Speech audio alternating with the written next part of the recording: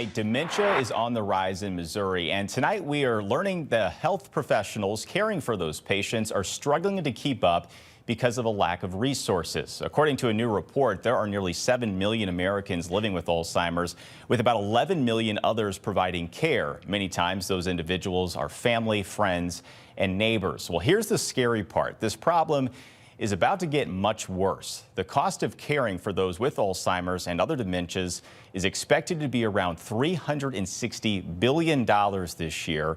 In a few decades, the cost is expected to go nearly triple of that as more baby boomers become seniors. By 2050, the population of Americans 65 and older is expected to be 82 million. That is a 40% increase from the senior population right now. Only on 4, our David Emilati is taking a local couple's concerns to lawmakers. Jack Beckerly is all smiles in front of his current project at his dining room table. We got so many of these things. Sorting puzzle pieces, trying to find the ones that fit. That's the one I want.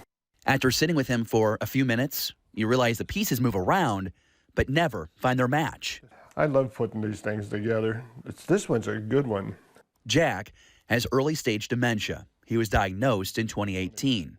Doesn't come in age. The disease forced the former professor to retire from Lindenwood University that winter. Always in the back of my mind is, I've got to make sure he's okay. His wife, Rose, is his primary caretaker. A commitment to their wedding vows often means neglecting her needs. Amen. Yeah, it's tough. It's a challenge every day, every moment now. Rose says Missouri and the country lacks a pathway for families facing a dementia or Alzheimer's diagnosis to connect with doctors, set up home care, and tackle finances. When you first get into it, like me, it was denial. And then it was, okay, where do I go?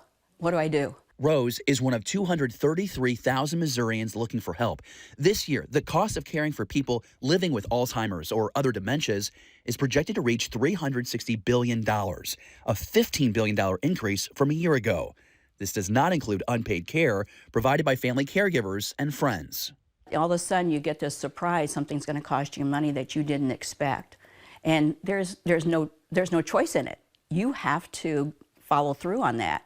You have to maintain his care and my care. This new report from the Alzheimer's Association shows the rate of the disease and demand on caregivers will only increase. We're used to medical care being about things like diagnostic testing and hospitalizations and treatments and medications. We're not used to using medical care to take care of people in terms of their tasks of everyday life. Susan Schindler with Washington University says the rates of dementia are going up because people are living longer. The U.S. will have to deal with this more and more, and if it's brushed off to deal with later, it will cost patients and caregivers their lives.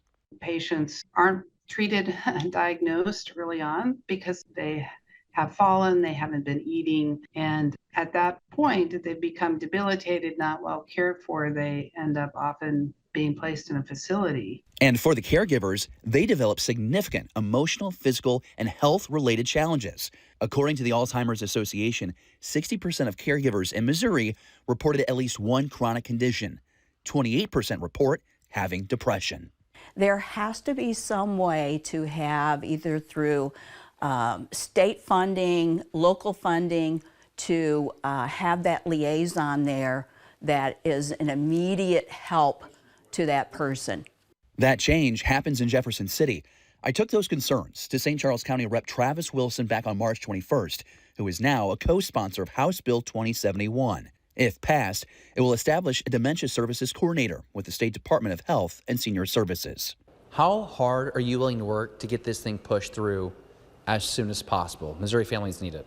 So we're looking at about another 9 weeks of legislative work to do, and we're hoping that we're able to move very quickly. Obviously, we're going to be talking to Speaker Plocker and Floor Leader Patterson about what can be done to move this bill forward, hopefully get it on the calendar for consideration in the near future. Good news for Jack and the 122,000 Missourians just like him. A new hope, giving the Beckerleys some optimism back in their St. Charles home. We're a little active. We do things like hit parties, reunions.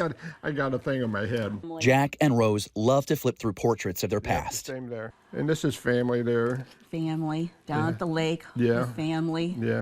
When he sees these, he recalls who they are. Sometimes he won't remember that until he sees a picture. This goes on the inside. While Jack's memories may be fuzzy and the puzzle may never connect the way it's designed or how he'd hope, it's clear Jack has his most prized match in hand. It'll be 50 years in October that we've been married. It's special. Yeah. And always will. David M. Malati, First Alert 4. And Illinois caregivers are experiencing some of the same hardships. More than 300,000 caregivers are racking up 480 million hours of unpaid care, and about 2/3 of those caregivers report chronic health conditions themselves.